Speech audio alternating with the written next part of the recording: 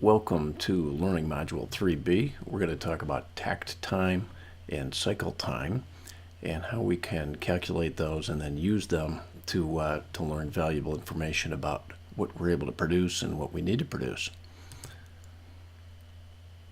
So let's talk about takt time first.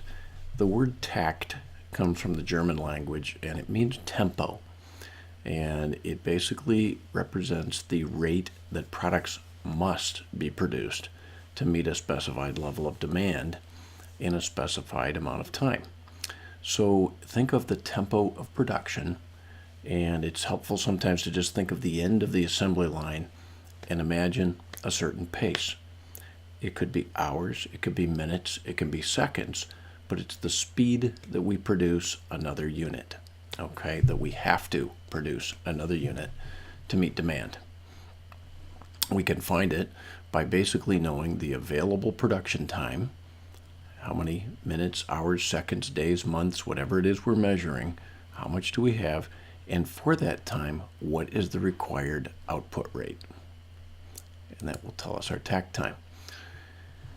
Okay, cycle time for a line is the actual time between completion of successive units on the production line, and instead of being a target like takt time, a requirement like takt time, it's the actual.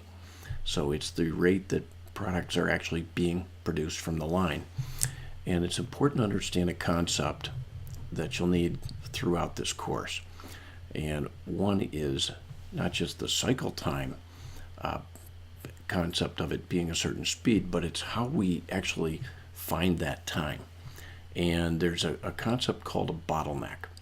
So if you can imagine an assembly line with 3 stations, and one of them takes a half a minute, and another sequentially down takes, say, 3/4 of a minute, 45 seconds, and the third station, the final station, takes 60 seconds, a minute.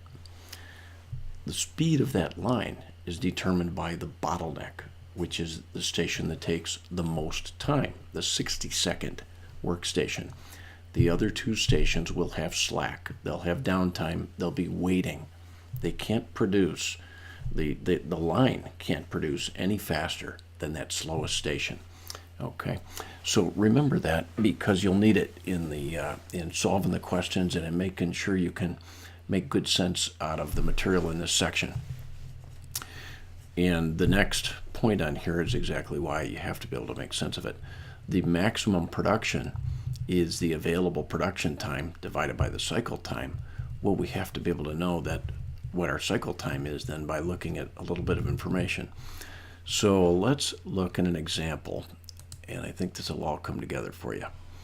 So if we want to calculate takt time, Polar Containers makes high-end coolers for camping. The total task time needed to make a cooler is 310 seconds, with the longest individual task taking 120 seconds. Polar Containers would like to set up a line capable of producing 90 coolers in a 7-hour day. What is the takt time? So think about our definitions and fish out of this question the information you need right now to calculate takt time. Okay, how much time do we have available? We have a 7-hour day. They've told us that in the story. What is it that we need to produce in that 7-hour day? 90 coolers.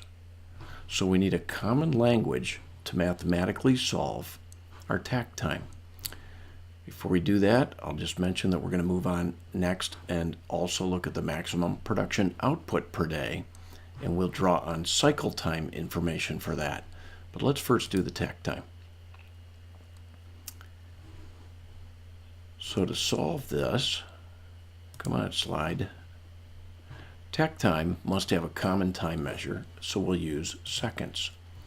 So in our 7 hours, we can break that into minutes by multiplying times 60, and into seconds by multiplying times 60 again. So we would have 25,200 seconds available in a 7-hour day. 7 hours times 60 minutes times 60 seconds. 25,200. That's an important part of our equation. So if we have 25,200 seconds available, and we need 90 coolers, we can calculate our takt time as 280 seconds per cooler takt time. So it means every 280 seconds, this line must produce a cooler, or we will not meet demand. Takt time tells us what we must do to meet demand. The longest task time of 120 seconds drives the line cycle time. You remember in the other slide, we mentioned the total task time, which is all the tasks that we have in this production sequence, and the longest task time of 120.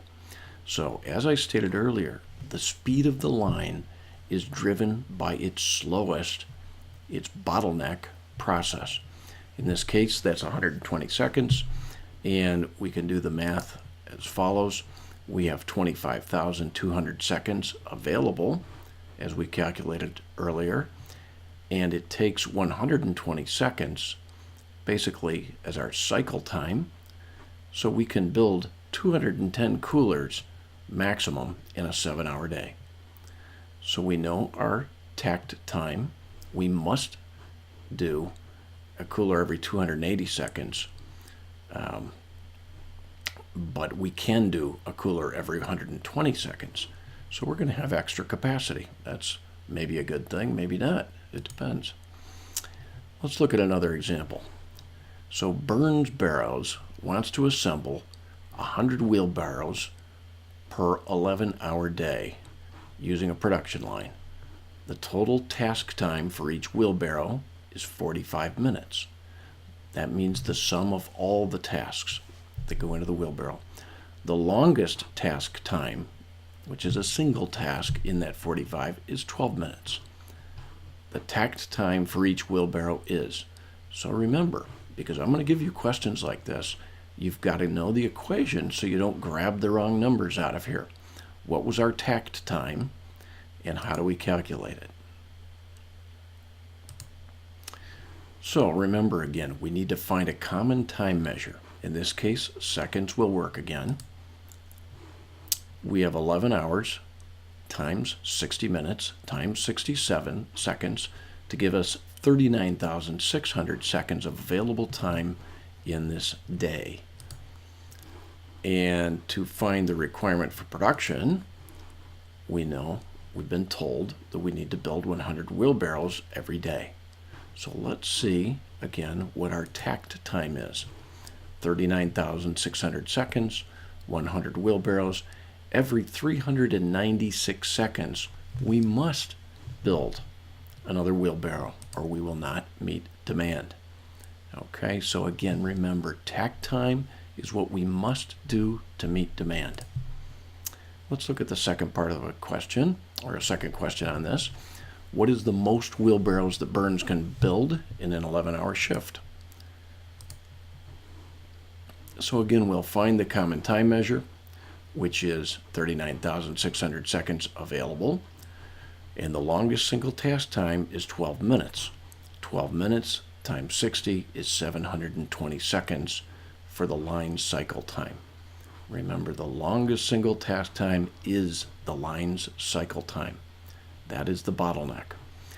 39,600 minutes divided by 720 seconds, our cycle time, says 55 units can be produced, max production, in an 11-hour shift.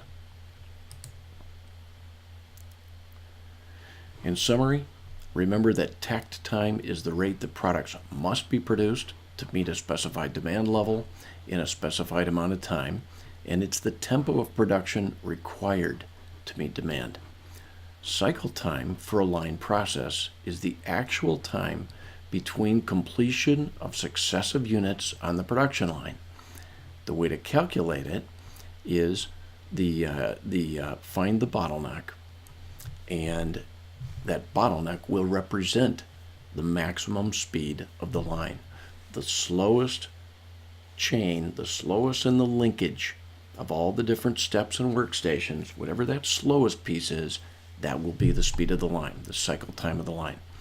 And maximum production we can calculate when we know the available production time and we know the cycle time. Numerator, denominator, and we will find our maximum production in a given period of time. I hope that was informative for you, and that concludes our module.